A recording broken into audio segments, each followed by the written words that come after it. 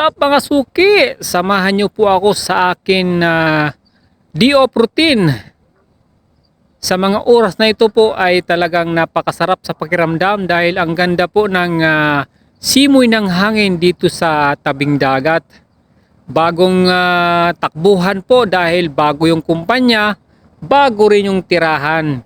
Kaya ganito ka hirap minsan sa isang OFW pag nagpapalit ng kumpanya. Dahil lilipat kayo ng tirahan, lahat ng gamit ay ililipat ninyo. Kasi po ay sayang naman po kung hindi nyo dadalhin. Napakasarap po, napakaganda. Dito po sa lugar na ito, malapit kami na napunta. Dahil napakasarap sa pakiramdam dahil ang simoy ng hangin ay maganda talaga. Iba talaga pag nasa tabing dagat ka.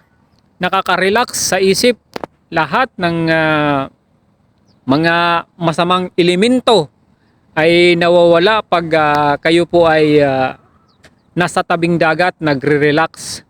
Maganda siguro kung kasama yung pamilya.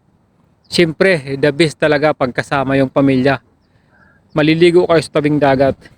Maganda po itong lugar na napuntahan ng bagong kumpanya ko. Dahil bagong kumpanya nga, bagong lugar at bagong tirahan. Masarap sa pakiramdam mga suki pag tayo po ay naglalakad-lakad sa madaling araw. Yung palabas na yung siharing araw. At uuwi po tayo mga yung labas na talaga yung araw. Masarap po sa pakiramdam mga suki. Pag ganito po lagi yung ginagawa natin, hindi naman araw-araw natin ginagawa to kung hindi bawat di-off lang.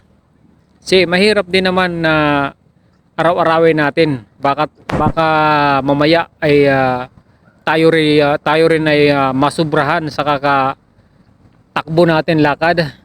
Tama lang yan, paminsan-minsan tuwing di-off.